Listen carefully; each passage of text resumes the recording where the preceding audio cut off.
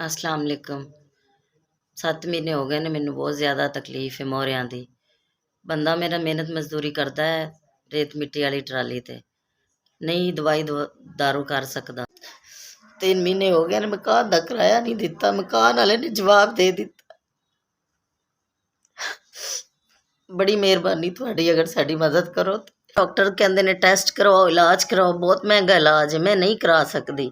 ਮੇਰਾ ਬੰਦਾ ਮਿਹਨਤ ਮਜ਼ਦੂਰੀ ਕਰਨ ਵਾਲਾ ਹੈ। 3 ਮਹੀਨੇ ਹੋ ਗਏ ਨੇ, ਕਿਰਾਇਆ ਨਹੀਂ ਦੇ ਸਕੇ ਤੇ ਦਵਾਈ ਕਿੱਥੋਂ ਲਈਏ? ਬਹੁਤ ਮਿਹਰਬਾਨੀ ਤੁਹਾਡੀ, ਮਦਦ ਕਰੋ। ਡਾਕਟਰਾਂ ਨੇ ਬੈਲਟ ਲਾ ਦਿੱਤੀ ਹੈ, ਨਾ ਉੱਠ ਸਕਨੀ ਆ, ਨਾ ਬੈਠ ਸਕਨੀ ਆ, ਨਾ ਟੁਰ ਸਕਨੀ। ਦੀ ਜ਼ਾਤ ਤੋਂ ਸਿਵਾ ਕੋਈ ਆਸਰਾ ਨਹੀਂ। ਬੱਚੇ ਮੇਰੇ ਇੰਨੇ ਛੋਟੇ ਨੇ, ਕੰਮਕਾਰ ਨਹੀਂ ਕਰ ਸਕਦੇ। ਕੱਲਾ ਮੇਰਾ ਬੰਦਾ ਕਮਾਉਣ ਵਾਲਾ ਹੈ, ਉਹ ਨਹੀਂ ਮੇਰਾ ਇਲਾਜ ਕਰਾ ਸਕਦਾ ਪਿਆ। ਬਹੁਤ ਮਿਹਰਬਾਨੀ ਜੀ, ਮਦਦ ਕਰੋ ਤੇ।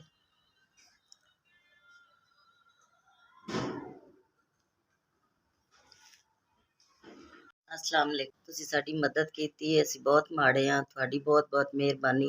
ਅੱਲਾਹ ਪਾਕ ਤੁਹਾਨੂੰ ਜ਼ਿੰਦਗੀ ਸਿਹਤ ਤੰਦਰੁਸਤੀ ਦੇਵੇ। ਤੁਸੀਂ ਸਾਡੀ ਮਦਦ ਕੀਤੀ ਹੈ, ਅੱਲਾਹ ਪਾਕ ਤੁਹਾਨੂੰ ਜ਼ਿੰਦਗੀ ਤੰਦਰੁਸਤੀ ਦੇਵੇ। ਤੁਹਾਡੇ ਬੱਚਿਆਂ ਨੂੰ ਅੱਲਾਹ ਪਾਕ ਜ਼ਿੰਦਗੀ ਤੰਦਰੁਸਤੀ ਦੇਵੇ। ਅੱਲਾਹ ਪਾਕ ਤੁਹਾਨੂੰ ਖੁਸ਼ ਔਰ ਆਬਾਦ ਰੱਖੇ। ਅੱਲਾਹ ਪਾਕ ਤੁਹਾਨੂੰ ਸਲਾਮਤ ਰੱਖੇ।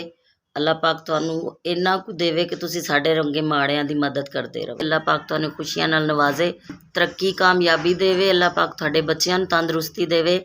ਤੁਸੀਂ ਸਾਡੀ 5000 ਰੁਪਏ ਦੀ ਮਦਦ ਕੀਤੀ ਹੈ।